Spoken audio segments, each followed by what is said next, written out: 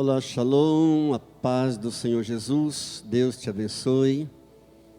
Deus inunda o teu coração com a sua graça, com a sua bondade, com a sua misericórdia. Deus abençoe tua casa, Deus abençoe tua família.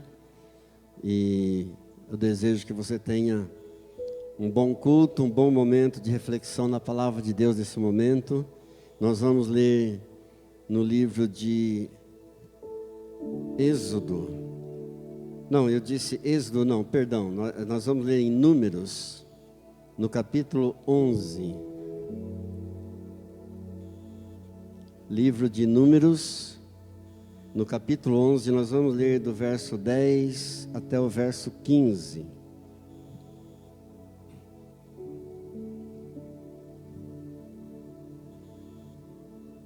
Amém, acharam? Números, capítulo 11, do 10 ao 15. Então Moisés ouviu chorar o povo por famílias, cada um à porta de sua tenda, e a ira do Senhor grandemente se acendeu, e pareceu mal aos olhos de Moisés. Disse Moisés ao Senhor: por que me fizeste mal a teu servo? E por que não achei favor aos teus olhos, visto que puseste sobre mim a carga de todo este povo? Concebi eu porventura todo esse povo? Dei-o eu à luz para que me digas: leva-o ao teu colo como a ama leva a criança que mama, à terra que sob juramento prometeste a seus pais? Donde teria eu carne para dar a todo este povo? Pois chora diante de mim, dizendo: dá-nos carne, que possamos comer. Eu sozinho não posso levar todo este povo, pois me é pesado demais. Se assim me tratas, mata-me de uma vez, eu te peço, se tenho achado favor aos teus olhos, e não me deixes ver a minha miséria. Querido Deus, nós te louvamos por tua palavra santa, bendita e maravilhosa, que faz tão bem para a nossa alma, que nos cura, que nos liberta. Nós te adoramos por tuas misericórdias, que estão sempre sendo renovadas sobre as nossas vidas. Muito obrigado, as tuas misericórdias estão sobre todas as tuas obras te louvarão, Senhor, e os teus filhos, teu povo sempre te bendirão, falarão da glória do teu reino, e falarão do teu grande poder, para que todos saibam, ó Deus, o teu grande poder, a tua majestade, para que todos vejam a glória do esplendor do teu reino. O teu reino, Senhor, é um reino eterno. O teu governo, Senhor, é um governo eterno sobre este reino. O teu domínio, Senhor, dura por todas as gerações. Muito obrigado, Senhor, por essa palavra. Nós abrimos nosso coração, nossos ouvidos espirituais, para tudo aquilo que o Senhor tem para nos dizer nessa noite. Agradecidos a Ti, ó Deus, em nome de Jesus. Amém. Amém? Sim, não e espera. Estas são as três maneiras que Deus usa para responder as nossas orações, os nossos clamores. Já temos aprendido isso há algum tempo, só para recapitular. Quando você ora a Deus, quando você clama a Deus, quando você pede algo para Deus, Ele pode responder dessas três formas. Ele tanto pode dizer sim, como Ele pode dizer não, como também Ele pode dizer espera um pouco. Agora, Deus não responde todas as nossas orações. E ainda bem que Ele não responde todas as nossas orações, porque nós não sabemos como orar. Nós não sabemos o que pedir muitas vezes. É o que ele diz através do profeta Isaías, no capítulo 55, no verso 8. Os meus pensamentos não são os vossos pensamentos, e nem os vossos caminhos, os meus caminhos. Porque assim como o céu está mais alto do que a terra, assim também os meus caminhos estão distantes dos seus caminhos, e os meus pensamentos longe dos vossos pensamentos. Então, muitas vezes não sabemos o que pedir. Às vezes estamos orando a Deus, pedindo algo para Deus, achando que aquilo é bom para nós, vai ser bom para nós. Mas quem sabe o que é melhor para nós? Somente o nosso Deus. Só Ele sabe aquilo que é melhor para nós. Então fique claro isso no teu coração, que nem sempre Deus responde às nossas orações. Graças a Deus por isso. Agora, se tem algo que nos deixa chateados, se tem algo que nos deixa desconcertados, é quando nós oramos e não obtemos a resposta de Deus. Quando a gente ora e não recebe a resposta de Deus, pensa num negócio que deixa a gente desarrumado, deixa a gente chateado. Se oramos e não sentimos a paz de Deus quando nós oramos, ficamos decepcionados. Se não recebemos de Deus uma palavra que venha nos dar uma solução, se não recebemos de Deus uma palavra que venha nos dar conforto, nos sentimos desconcertados. Via de regra, então vem sobre nós uma ansiedade que nos consome. Vem uma solidão que nos massacra. Mas quando nós olhamos para a Bíblia, as Sagradas Escrituras, nós vemos que muitos homens de Deus e muitas mulheres de Deus tiveram também os seus momentos de ansiedade, porque não tiveram também as suas orações respondidas. Muitos homens de Deus e muitas mulheres de Deus na Bíblia tiveram também seus momentos de angústia, de desânimo, de depressão, e em alguns casos chegaram a pedir a morte para Deus. Em alguns casos, a depressão alcançou uma proporção tão grave que esses nobres personagens bíblicos chegaram a desejar a morte e até pediram a morte para Deus. É o caso desse texto em que nós lemos, de Números, capítulo 11, do 10 ao 15, onde Moisés está vivendo um momento desse, está passando por uma situação dessa. E Moisés, vocês sabem que foi um dos homens mais usados por Deus neste mundo, um dos personagens bíblicos mais importantes.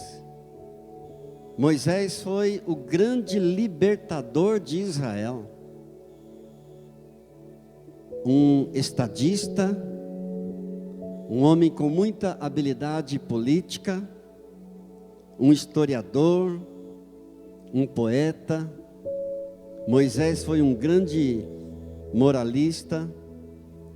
Moisés foi um grande legislador em Israel, tremendamente usado por Deus, mas viveu também o seu momento de angústia, de desânimo, de ansiedade, de depressão, a ponto de pedir a morte para Deus.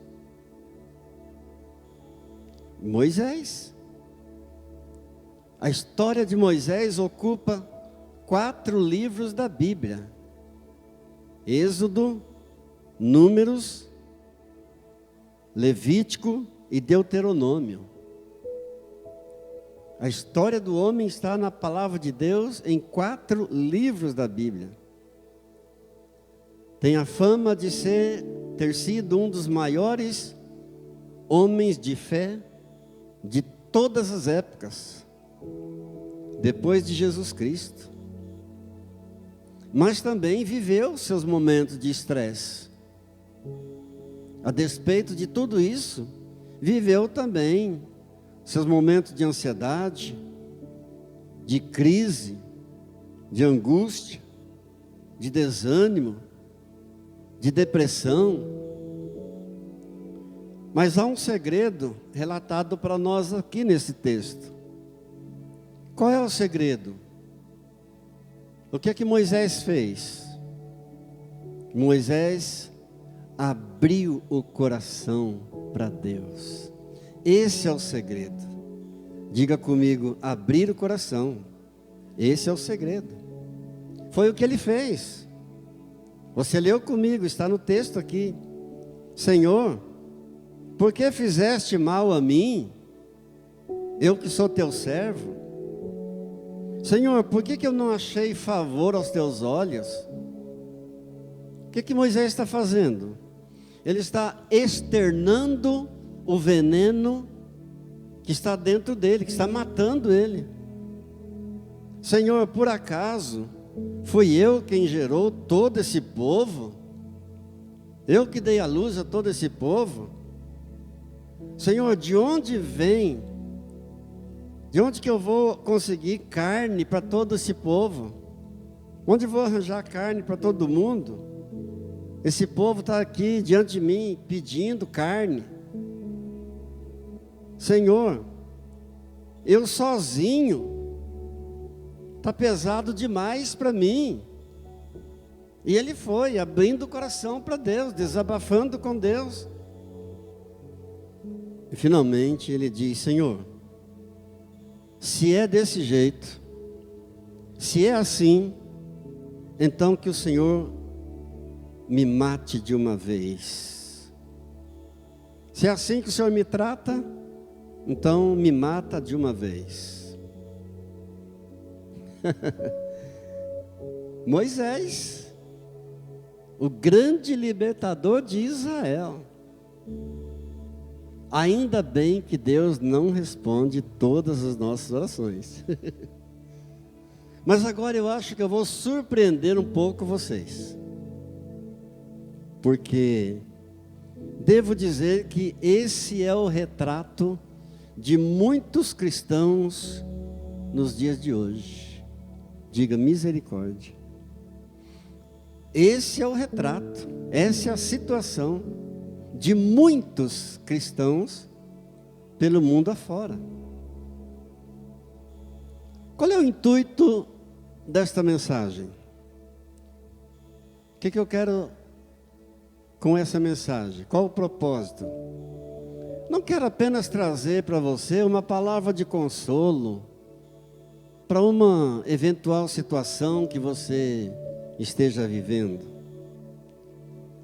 Mas em primeiro lugar, eu quero lembrar você de algo que você já sabe. Que existe um Deus todo-poderoso e que está no controle dos momentos mais difíceis da tua vida. Amém. Só para relembrar você, há um Deus no comando de tudo.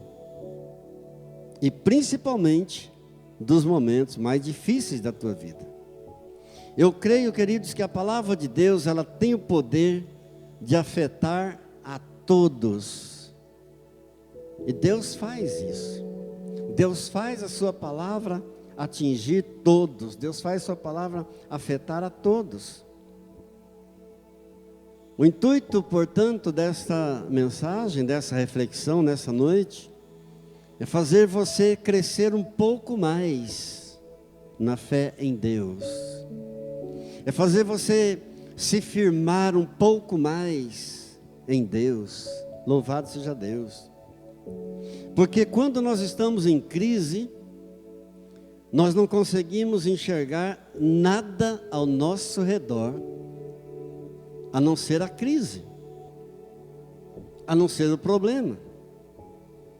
Quando estamos em crise, nós não conseguimos enxergar as bênçãos de Deus. Deixamos de ver as bênçãos. Deixamos de ver os milagres de Deus. Porque ficamos focados na crise, focados no problema, focados naquela circunstância, e não vemos as bênçãos de Deus à nossa volta. Olhemos para um outro personagem importante também, como Moisés. Elias. Pensa num homem crente.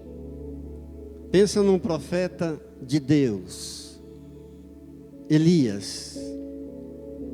Elias foi usadíssimo por Deus em muitos milagres. Elias orou por um pouquinho de farinha e um pouquinho de azeite que aquela viúva de Sarepta tinha em casa. E ela estava em profunda depressão. Ela disse ao profeta Elias: eu só tenho um pouquinho de farinha, um pouquinho de azeite. Vou fazer um bolo pequeno para eu e meu filho comer e morreremos. E o profeta Elias orou dizendo: não vai morrer não. Orou, clamou a Deus. Deus multiplicou, Deus abençoou, todo mundo comeu pão com fartura, sobrou pão, nunca mais faltou pão na mesa daquela viúva. Mas em seguida o filho dela adoeceu e morreu. Ela clamou ao profeta Elias, o profeta Elias orou, e o filho daquela viúva então foi ressuscitado pelo poder de Deus através do profeta Elias. Foi um homem que orou e desceu fogo do céu. Foi um homem que orou para que não chovesse, e por 3 anos e meio não choveu em Israel. Depois ele orou para que chovesse e a chuva caiu. Elias foi um homem que atravessou o rio Jordão a pé enxuto, usadíssimo por Deus. Ele, logo após ter presenciado uma grande demonstração do poder de Deus, quando sozinho enfrentou e matou 450 profetas de Baal, um falso deus cananeu. Logo após essa grande vitória, ao ser ameaçado de morte por Jezabel, uma mulher maligna, que perseguia os profetas de Deus, Elias então fugiu para o deserto, se deitou lá e pediu a morte ao Senhor. Estava em um estado de tão profunda depressão, de desânimo, de tristeza, de crise, de derrota, que orou ao Senhor pedindo a morte para si. Está em 1 Reis, capítulo 19, nos versículos 3 e 4. Eu vou ler para você. Temendo, pois, Elias, levantou-se para salvar a sua vida, se foi e chegou a Berseba, que pertence a Judá, e ali deixou o seu moço. Ele mesmo, porém, se foi ao deserto, caminho de um dia, veio, se assentou debaixo de um zimbro e pediu para si a morte. E disse: basta, toma agora, ó Senhor, a minha alma, pois não sou melhor do que meus pais. O grande profeta Elias, usadíssimo por Deus, está vivendo a sua crise, a sua depressão, a sua tristeza, o seu desânimo, e dizendo para Deus: Deus, para mim chega, basta, toma minha alma. Que situação! Há um outro personagem bíblico tremendo também, conhecidíssimo, Jonas. Jonas foi o protagonista do maior avivamento de todos os tempos. Mas diz a palavra de Deus no seu livro, o livro de Jonas, no capítulo 4, dos versos 3 e 4, dizendo: Peço-te, pois, ó Senhor, tira minha vida, porque melhor me é morrer do que viver. Jonas, que um dia orou pela cidade de Nínive, e como resposta de Deus à sua oração, Deus gerou o maior avivamento de todos os tempos naquela cidade de Nínive. Mas Jonas, ele era preconceituoso, ele não gostava dos ninivitas. Na verdade, ele não queria que os ninivitas se convertessem, mas Deus tocou no coração e uma cidade inteira se converteu a Deus. 120.000 habitantes da cidade toda se converteu a Deus. Mas Jonas entrou em um momento de esgotamento, crise, estresse, ansiedade, angústia, desânimo, depressão, e clamou ao Senhor por sua morte. Pediu a morte para Deus. Um outro exemplo também de um grande profeta tremendo na Bíblia é Jeremias. Jeremias foi mais longe ainda. Esse foi pior um pouco. Ele desejou nunca ter nascido. Pensa a pessoa se arrepender de ter nascido no mundo. Foi o caso de Jeremias. Está escrito em Jeremias, no capítulo 20, do verso 14: Maldito o dia em que eu nasci, não seja bendito o dia em que a minha mãe me deu a luz. Agora, queridos, pensa comigo em todas essas situações. Se Deus permitiu, se o Espírito Santo permitiu que fosse preservado esses registros de desespero, de tristeza, de desânimo, de angústia, de ansiedade, de depressão, desses grandes profetas de Deus, se Deus permitiu que tudo isso ficasse registrado nas Sagradas Escrituras, eu creio que é porque Deus tem algo para nós. Nada está na Bíblia por acaso. Nada é sem um propósito, em tudo Deus tem um propósito. O que dizer então do apóstolo Paulo, o grande apóstolo Paulo? O homem tido como um modelo de firmeza. O grande apóstolo admirado por todos como um modelo de perseverança em Deus. Esse também um dia quase desistiu de tudo. Quase abandonou tudo. Eu vou ler para você, na sua carta, segunda carta aos Coríntios, no capítulo 1 e no verso 8.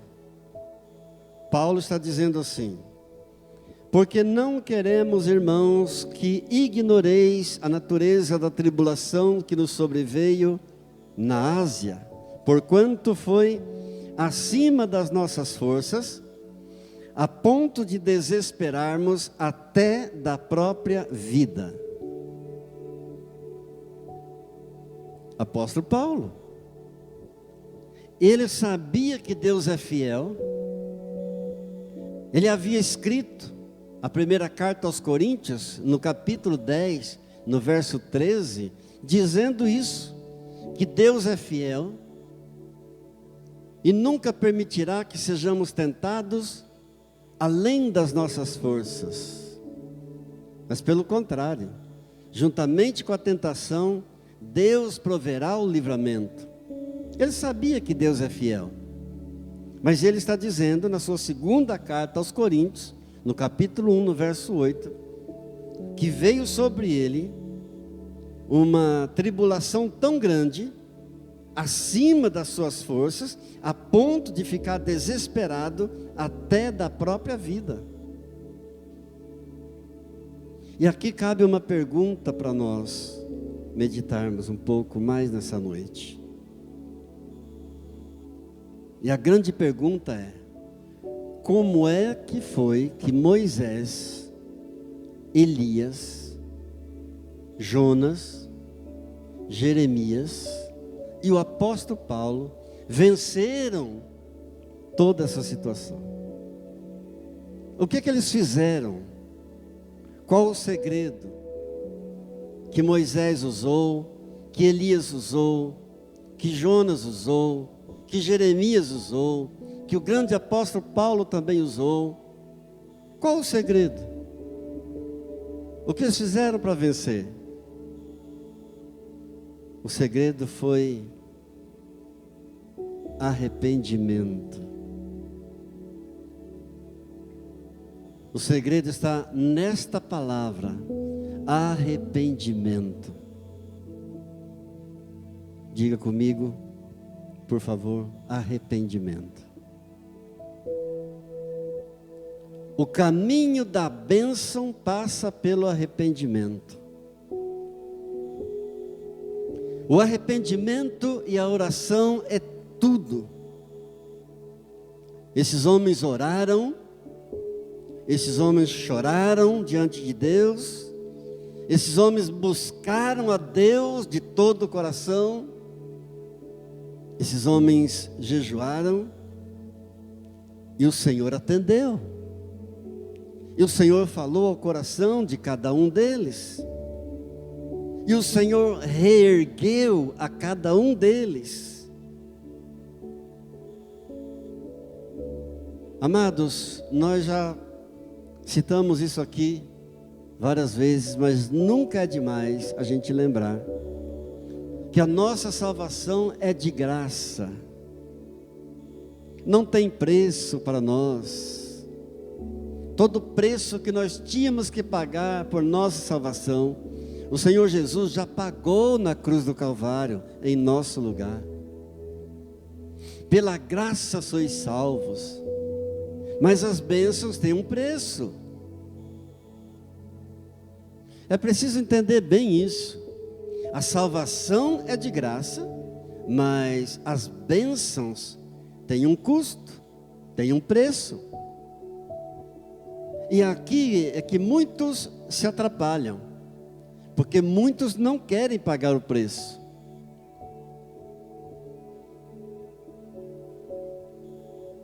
O mesmo que Deus realizou na vida de Moisés, pode realizar na minha vida e na tua vida.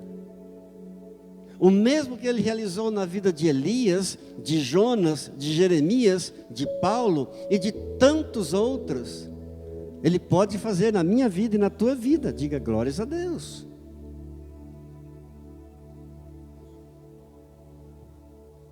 Bem, aí você poderia perguntar: mas pastor, e quando Deus não fala? E quando eu oro e Deus fica em silêncio? Bom, esse foi o drama de Saul, o primeiro rei de Israel. Quando estava prestes a enfrentar uma batalha muito difícil contra os filisteus, que tinham um exército muito maior e muito mais forte, muito mais poderoso do que o seu.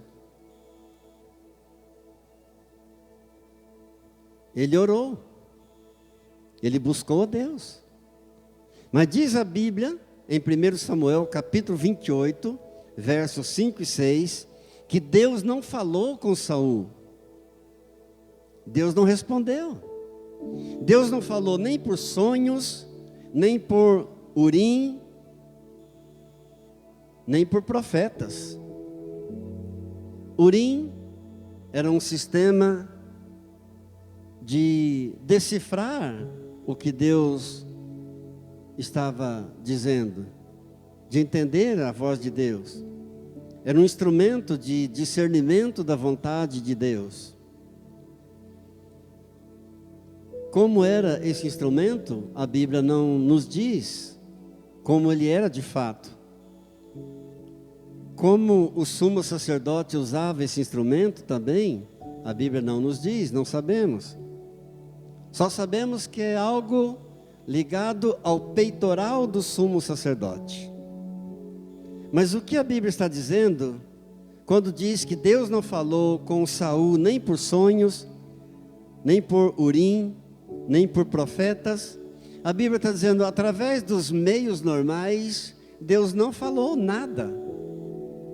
Os céus fizeram silêncio absoluto ao primeiro rei de Israel, Saul, em uma situação muito difícil. E ele então, desesperado, não conseguiu suportar o peso esmagador do silêncio de Deus. Ele não soube trabalhar com essa situação. E na esperança de receber alguma mensagem do além, na esperança de receber alguma palavra de conforto, ele então diz o verso 7 que consultou uma médium. E quando ele entra por esse caminho, consultar uma médium, esse foi o seu erro fatal. Foi isso que custou-lhe a vida. Em primeiro livro de Crônicas, no capítulo 10, do verso 13 ao 14, a Bíblia fala sobre isso. E diz assim: assim morreu Saul por causa da sua transgressão cometida contra o Senhor, por causa da palavra do Senhor que ele não guardara, e também porque interrogara e consultara uma necromante, e não ao Senhor, que por isso o matou e transferiu o reino a Davi, filho de Jessé. Foi isso que custou a vida dele. Deixou o Senhor para consultar uma médium, uma necromante. Deus é justo. Deus o matou, pegou o reino que era dele e transferiu a Davi. Rejeitou a Deus, Deus também o rejeitou. Deus é justo. Na ânsia de uma resposta de Deus, perdeu a vida. Na angústia, na hora do desespero, na pressa, na ânsia de uma palavra de Deus, quando Deus fez silêncio, isso lhe custou a vida. Tenhamos nós muito cuidado. Tenhamos muito cuidado, porque as coisas espirituais são sérias. As coisas de Deus são muito sérias. Infelizmente, há muita gente que brinca com as coisas de Deus. Há muita gente que brinca com Deus, porque não conhecem a seriedade de Deus. Infelizmente, muitas pessoas têm agido assim em nossos dias. Infelizmente, muitas pessoas. E as consequências são as piores. As consequências são desastrosas, como foi a consequência de Saul, as consequências da decisão de Saul. Pode haver silêncio no céu? Será que pode haver silêncio no céu? Pode. A Bíblia diz que sim. Deus pode se calar? Sim. Deus pode se calar, às vezes não responde nada. No livro de Apocalipse, o céu é apresentado para nós como um lugar cheio de vozes. No livro de Apocalipse, o céu é descrito como um lugar de muito barulho, de muito som, de muitos louvores. Os louvores ali são constantes. Barulho de trovões, exclamações, cânticos, brados, proclamações. O céu não é um lugar monótono, mas a Bíblia nos informa também que no céu pode haver silêncio também. Eu vou ler para você um versículo de Apocalipse, no capítulo 8. Apocalipse 8, verso 1. Quando o Cordeiro abriu o 7º selo, houve silêncio no céu, por cerca de meia hora. Houve silêncio no céu. Então, embora seja um lugar de muito barulho, de muito som, de louvores, de exclamações, de som, de trovões, tem também momentos de silêncio. E você poderia então estar me perguntando, pastor, e por que é que Deus às vezes fica em silêncio com a gente? Por que é que às vezes oramos, clamamos, precisando de uma resposta de Deus, precisando de uma palavra, e Deus então se cala? Por quê? Por duas razões básicas. Primeiro, por causa de pecados. Foi o caso de Saul. Em primeiro lugar, Deus muitas vezes se cala por causa de pecados nossos. Ouça o que ele diz através do profeta Isaías, no capítulo 59, nos versos 1 e 2. Eis que a mão do Senhor não está encolhida para que não possa salvar, nem surdo o seu ouvido para não poder ouvir, mas as vossas iniquidades fazem separação entre vós e o vosso Deus, e os vossos pecados encobrem o seu rosto de vós, para que não vos ouça. Em primeiro lugar, Deus faz silêncio, muitas vezes, por causa dos nossos pecados. Porque os nossos pecados fazem separação entre nós e Deus. Os nossos pecados nos afastam de Deus, encobrem o rosto de Deus, para que Ele não vos ouça. Diga, Senhor, me ajude nas minhas fraquezas. Em segundo lugar, Deus muitas vezes faz silêncio aos nossos clamores, porque isso pode estar fazendo parte do seu plano para nós. Aquela situação que você está vivendo, aquela circunstância, aquele problema, faz parte do plano de Deus para a tua vida. Por isso, Ele vai fazer silêncio no momento que você estiver clamando. Porque aquilo é preciso acontecer. É plano dEle.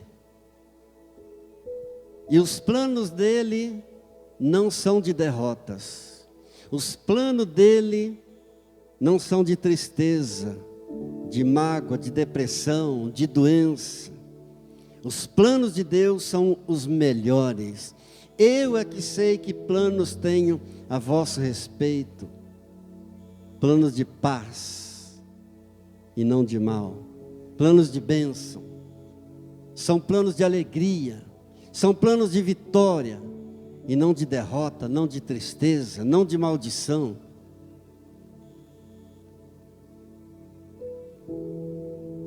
Quais são os motivos pelos quais Deus às vezes fica em silêncio? Em primeiro, pecados. Pecados não confessados. Pecados não arrependidos. Em segundo lugar, porque aquilo que estamos passando faz parte do plano dele para as nossas vidas. E eu quero provar para você na Bíblia que muitas vezes aquela situação em que a gente está passando faz parte do plano de Deus para nós, para a nossa vida. Eu quero lembrar para você da oração mais terrível não respondida por Deus. A oração mais angustiante de toda a história que não foi respondida por Deus. A oração mais chocante que não foi respondida por Deus em toda a história da humanidade. A oração do Senhor Jesus, lá na cruz do Calvário, descrita para nós em Mateus capítulo 27, dos versos 45 em diante. Quando Jesus, agonizando nos seus últimos instantes de vida, em extrema agonia e dor e sofrimento, clamou ao Pai: Eloi, Eloi, lama sabachthani. Isso quer dizer: meu Deus, por que me abandonaste? Sabe qual foi a resposta do Pai a essa oração de Jesus? Nenhuma. Deus fez silêncio. O céu fez silêncio. Não houve resposta. Por quê? Porque era plano de Deus que o Senhor Jesus passasse por tudo aquilo para que eu e você pudéssemos ser salvos da ira vindoura, do inferno e da condenação eterna. Diga: louvado seja Deus. Senhor Deus e Pai, nós te adoramos por essa palavra.